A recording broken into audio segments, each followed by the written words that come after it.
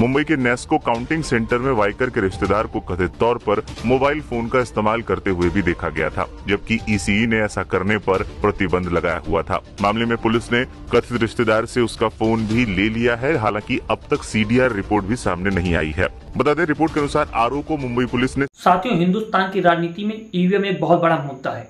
आखिर आज ईवीएम को लेकर के राहुल गांधी ने क्या ट्वीट कर दिया है जिससे भूचाल मच चुका है। साथियों, पहले हम राहुल गांधी की ट्वीट की बात कर रहे हैं। राहुल गांधी कहते हैं कि भारत में ईवीएम एक ब्लैक बॉक्स है और किसी को भी उनकी जांच करने की अनुमति नहीं है। हमारी चुनावी प्रक्रिया में पारदर्शिता को लेकर गंभीर चिंताएं जताई जा रही हैं। जब संस्थाओं में जवाबदेही की कमी होती है तो लोकतंत्र एक दिखावा बन जाता है और धोखाधड़ी की प्रवृत्ति की ओर प्रवृत्त हो जाता है। आखिर साथियों, राहुल गांधी को ये ट्वीट क्यों करना पड़ा? और राहुल गांधी ने ट्वीट करते हुए उसके साथ एक आर्टिकल भी साझा किया है। आखिर वो आर्टिकल क्या कहता है? आदाब साथियों, मैं आमिर खान आजाद, आप देख रहे हैं दो बोल न्यूज। आप हमारा प्रोग्राम देख रहे हैं आसान भाषा में। इसमें हम समझने की कोशिश करेंगे जो भी मुद्दे हैं उनको आसान भाषा में कि आखिर मुद्दा क्या है। पहले हम बात करते हैं मुद्दे की। आखिर मुद्दा क्या है? मुद्दा है मुंबई उत्तर पश्चिमी लोकसभा सीट पर धोखाधड़ी का। आखिर 4 जून को जब मतगणना चल रही थी तब इंडिया अलायंस के उम्मीदवार अमोल कीर्तिकार इस सीट पर जीत रहे थे, लेकिन अंतिम नतीजों में अचानक वे एनडीए के उम्मीदवार रवींद्र वायकर के से मात्र 48 वोटों से हार जाते हैं।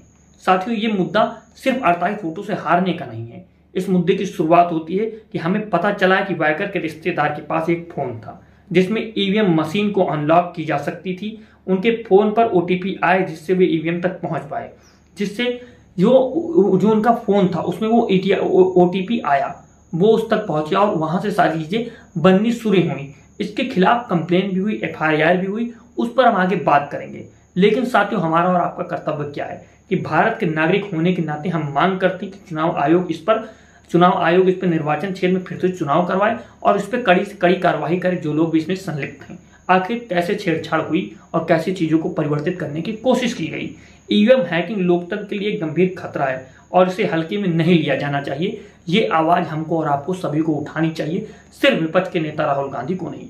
ये देश की जनता को आवाज उठानी चाहिए कि इस तरह की गड़बड़ियां नहीं होनी चाहिए। जो जनता जनार्दन का फैसला हो वो डायरेक्ट पहुंचना चाहिए। जिसको जनता चुनना चाहती हो वही चुन करके जाए। इस तरह की गड़बड़ियां नहीं होनी चाहिए। आखिर राहुल गांधी ने जो साथियों आर्टिकल शेयर किया है उसको आप ध्यान से देखेंगे तो वो आर्टिकल इंग्लिश में है। और हम पहले भी आपसे कह रहे हैं कि हिंदुस्तान की राजनीति में, उत्तर भारत की राजनीति में जिस तरह से लोकतंत्र का चौथा स्तंभ मीडिया कहा गया और अखबार लोग किस तरह आपके घर पर गोबर छाप करके भेजते हैं। साथियों, आप अपने अखबारों में सिर्फ गोबर छपवा कर मंगवाते हैं और कुछ नहीं आता, उसमें कोई सही जानकारी प्राप्त नहीं होती है। हम पहले भी आपसे कहते रहे हैं, क्योंकि किस तरह से हिंदी के अखबारों ने जो सच्चाई छुपाई है वो बहुत दर्दनाक है। वो इतिहास में बहुत काले अक्षरों में लिखी जाएगी। साथियों, ये मुद्दा क्या है? आखिर ये आर्टिकल किस मुद्दे पर बात करता है, इसको हम आसान भाषा में समझने की कोशिश करेंगे। वायकर के परिजनों के पास ईवीएम को अनलॉक करने का फोन आया था। आखिर वो फोन कैसे आया? पुलिस इस बात की जांच कर रही है कि आरोपी के पास ओटीपी प्राप्त करने वाला फोन कैसे प्राप्त हुआ जिससे मशीन अनलॉक हो गई। ये जांच के दौरान जो वनराई पुलिस ने आरोपी के मंगेश पांडिकल को मुंबई और उत्तरी पश्चिमी लोकसभा सीट 48 वोटों से जीतने वाले शिवसेना उम्मीदवार रवींद्र वायकर का रिश्तेदार कहा है। आखिर वो इस्तेमाल क्यों, फोन कैसे कर रहा था, उसके पास कैसे पहुंचा जो इलेक्ट्रॉनिक वोटिंग मशीन ईवीएम से जुड़ा हुआ था। इस मुद्दे पर पुलिस नजर बनाए हुए और पुलिस ने अखबार से बात करते हुए कहा है कि हम इन लोगों से बात कर रहे हैं और अभी तक इन लोगों का हमारे साथ सहयोग है। यदि सहयोग नहीं होता है तो वारंट जारी किया जाए इस पर और कड़ी कार्रवाई की जाएगी। साथियों, जब लोकतंत्र के चौथे स्तंभ को मीडिया को देखा जाता है और मीडिया में ये सारे सवाल नहीं उठाए जाते हैं। 4 जून को ही किस तरह से सारी चीजें बदली और जनता का जो जनादेश आया उसमें कई सारे मुद्दों पर, कई सारी सीटों पर इस तरह की रिपोर्ट होनी चाहिए थी। लेकिन सोशल मीडिया में जो बातें उठी उसको मेन स्ट्रीम मीडिया ने, आखिर गोदी मीडिया ने नहीं उठाया।